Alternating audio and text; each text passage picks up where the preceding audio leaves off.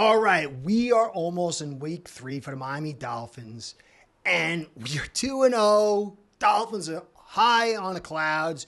A really struggling team of the Broncos coming into our house. Life is really good. But as far as Bueller said, things change very fast, especially in the NFL. And so what happened in the past doesn't mean the future is going to be the same. And that could mean it gets better, or it could stay the same, or it can get worse. This is why evaluations over a full season really gives you the truth about what's going on. Everything is projections up until that point. Now, I've spent a lot of time compiling information to show the unbelievably blistering pace the Dolphins offense is running at. It is like what's that guy from the Flash, from the DC superheroes. It is at a historic pace as far as its ability to get the ball out and to have the whole offense operate at ultra fast speeds. Now, I love my comments. I say that, and I don't mean it. That's why I spend so much time answering these comments, because in the conversation, the dialogue, to and fro, they say something, I say something, we go back and forth until whatever. There's so much to be learned. Now, No Name Fins YT put this comment up. Maybe I don't know what I'm looking at, but it sure looks like Jackson was clearly winning the majority of those blocks you showed on here. No one wins every snap, especially against a guy like Judon. Now, what he made me do is dig in and dig in deep, and I am very, very grateful for that. But I'm going to show you the context of what's going on, of the offense, its ability to get the ball out, which is mind-blowing. But then I'm going to tie it into Jackson, what he's doing so far, what is the surrounding of his play, and we'll try to look to see how this will play out. And there's a lot of interesting stuff. Like I said, I went ballistic. I love this comment. I learned a ton. I learned a ton in the conversation, but then in my research. So there's not going to be anybody else who's going to have these statistics, because I let my German side go totally off the wall. And I am proud of what I put forth here. Now, I don't know what this means for the future, but it shows a lot of stuff. Anyway, let's get into it. So I'm going to use a cross-section of PFF, Pro Football Reference, and Next Gen Stats to kind of create a montage of information. This way it doesn't seem like I'm relying on one source, because that's the best way to handle information, is multiple sourcing. I went to college, they taught me that. So here we go. You're not going to see my mug for a little bit. We're going to put this up. All right here, top PFF. We're going to start off and then go all the way down to Pro Football Reference and then Next Gen Stats, 2022 and 2023. This is to create a comparison of what we did last year, which was super fast, and then how we're blowing it away this year, and then what does all this mean when you add in full context. Now, so TTT is Pro Football Reference's time to throw. Okay, it's not really speaking on pressure, just getting the ball out. Week 2, what we did against the Patriots, average time to throw on all dropbacks. This is when Tua was clean in 2022. I'm talking about the Week 1 matchup compared to the Week 2 matchup this year. Tua got the ball out 2.2 seconds. This year, he got it out 1.83. Guys, that's almost 0.4 seconds. In NFL world, that is like from the dinosaurs till now. That is such an incredible pace. Really mind-blowing. Now, the overall time was in 2022, 2.66. This year, 2.28. They shaved off 3.34 seconds to get the ball out from last year to this year. That is, it's incredible. Almost every tenth of a second is like a step. I'm not going to say it's exact, but it's around that. So they shaved off almost 3 steps of the rushers getting to Tua. That is truly, truly incredible, especially when you check the intended air yards. I think last year, Tua was 9.6. This game, or I think this year so far, is 10.4. So not only are they getting out insanely faster, but the depth is almost a full yard more, which is incredible. Now, time to throw from PFF again. This is the total year. Clean in 2022. Remember how fast that was? 2.32. This year, 2.12. And I'm going to give you a frame of reference of what the fastest pace was and how insane this is. Now, overall, it's 2.52. Crazy fast from last year, but still, now it's 2.28 for the season so far. 2.12, 2.28. Okay, now, PFR, time to pressure. Different. Time to throw, time to pressure. Average time to pressure on all dropbacks. Last year was 2.3 seconds. This year, 2.1 seconds. So the offense is playing faster, but the pressure is getting in faster, almost 2 steps faster than last year. And that is something that you have to hold on to. Balls getting out at a historic pace, but the pressure is coming in faster than last year. And so while you might not be seeing certain statistical numbers, the pressure is substantially worse last year overall. Now, we're getting it out so fast, and we can deal with the mitigators of that, but these are concrete facts. All right, next-gen stats. Time to throw, sacks excluded, which changes things. So last year, it was 2.6, intended air yards, 9.6. And as I said, now time to throw is 2.35 and 10.4. So we've gone more vertical, almost a full yard, and shaved off a 0.25 seconds from our throwing pace. So to get the ball off that quick, with that depth, is saying something. We're not going to talk about exactly what it says, but let's add context. In 2023, the quickest time to throw is 2.4 by Burrow. And remember, ours is 2.35. And his intended air yards is 6.7. It's like 40% less depth. So it's a lot easier to get the ball out quick when you're throwing short.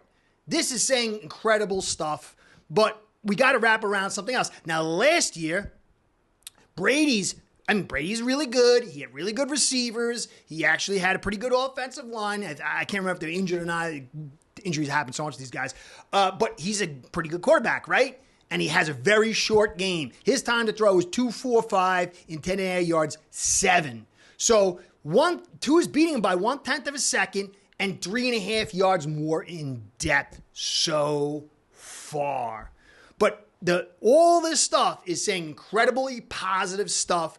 But the one concern area you got to focus on is the 2.1 second pressure rate. Now, this is where Tehran comes in. This is what will change that 2.1 seconds. Remember, he hasn't played yet. Tehran played a majority, 13 games or something last year, and I think almost every game but one maybe with Tua. So while all these awesome stuff is hanging on the edge of this 2.1 seconds, Tehran's injection will mitigate that and bring it to the upside. And this is why you need to understand how valuable Tehran is. Now, the original comment was really focused on Jackson, and I'm going to deal with just Jackson in a second to create a clear contextual review of what he's doing and how he's playing. But remember, before I get into that, blocking's greatest nemesis is time. You know, if I put my grandmother out there and she's going against Lawrence Taylor, and I get the ball off in 1/10 of a second, she's going to block Lawrence Taylor all day. But if I ask my grandma to block Lawrence Taylor and I say block him for 6 seconds, we might have a sack every play. And I would say we would, unless we've got Michael Vick behind center. Okay, so time, as it elongates, and after a specific period, because like really when you're at 1.5, 1.2 seconds, or 2 seconds even, it's impossible to get to the quarterback. And I want to show you something before we move forward. Jalen Phillips last year. This is why I was so high on the guy, but it will create a frame of reference of what time it takes to get to the quarterback in realistic fashion. Now, Jalen Phillips recorded the quickest time to pressure, 2.48 seconds in 2022. All right, so that's the quickest in the NFL on average. So 2.48 seconds, it gets into that, it takes that much time to get to a guy. So when you're throwing at 1.83, 2.1, the rush just can't get there. Even if, a dead body's there, it's going to take them time just to get out of the way, and they're not going to reach that quarterback. And so what they're able to do, even with the pressure rate coming in at 2.1 was extremely high, they're getting it out so quick. So this time, a short period of time to get the ball out is inflating the protection.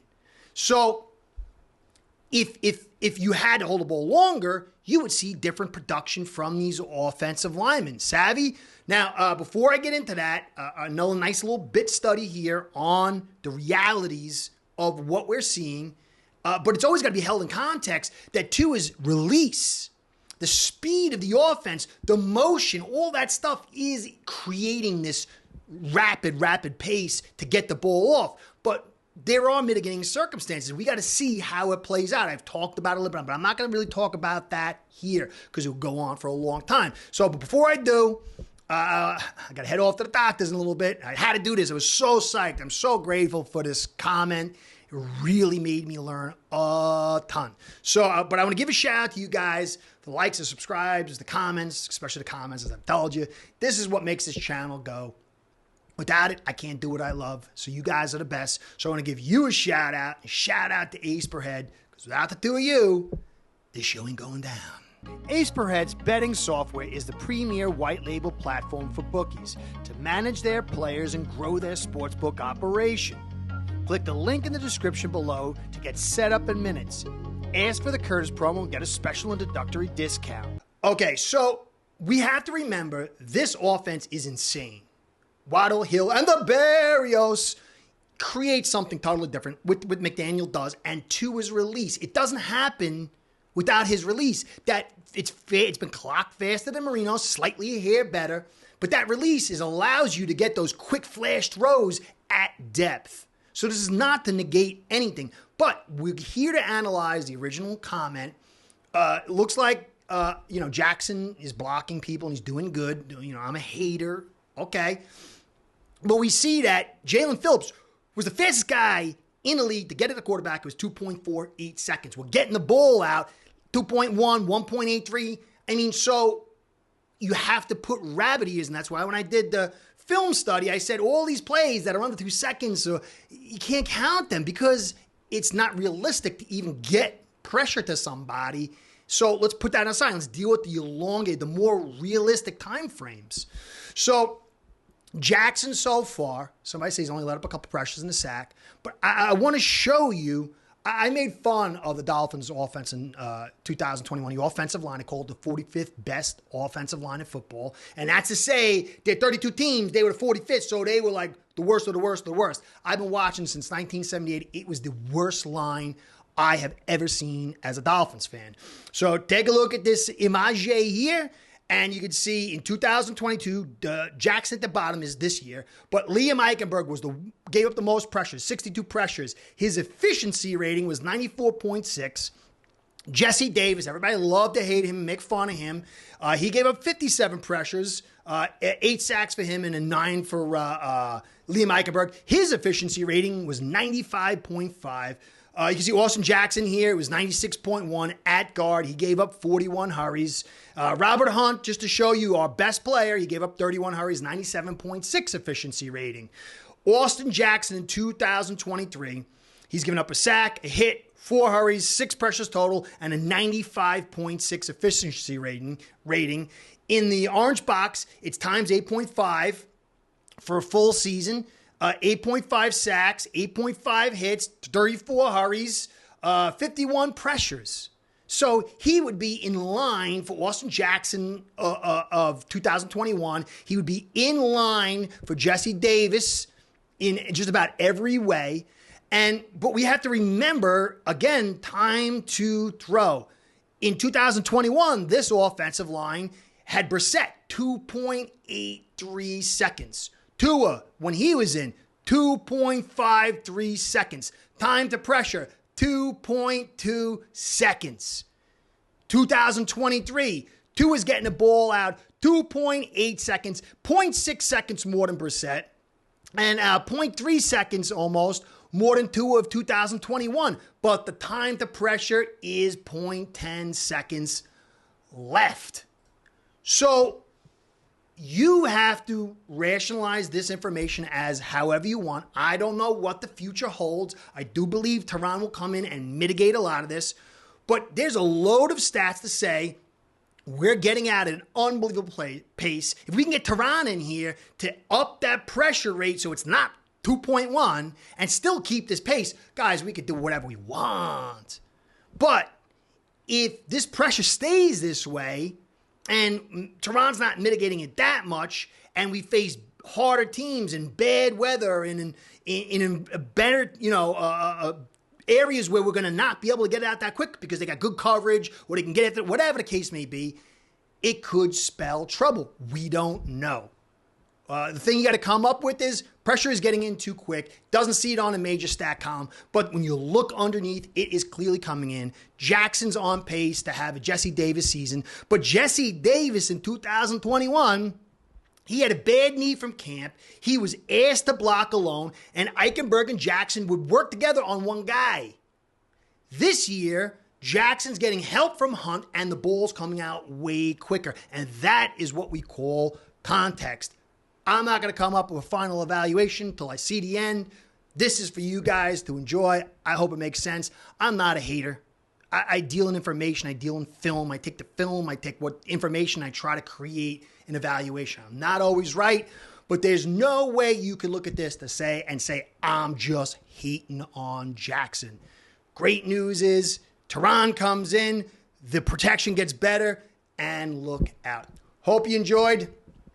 Tomorrow, I'm going to be doing AFC East shakedown with all the guys. We'll be talking about. I'll talk about the Broncos then. The rain, no Waddle, could create an interesting situation for that time to pressure to become relevant. Maybe we can't get out as quick. I don't know. I'm not a big fan of the Broncos where they're at right now. So we'll see. But I'll deal with that tomorrow, guys. Be well. Hope you enjoyed. Catch you soon. Go Fins. Start building your own online sportsbook today by getting signed up with AceBread.com service that'll allow you to book action on sports from all around the world.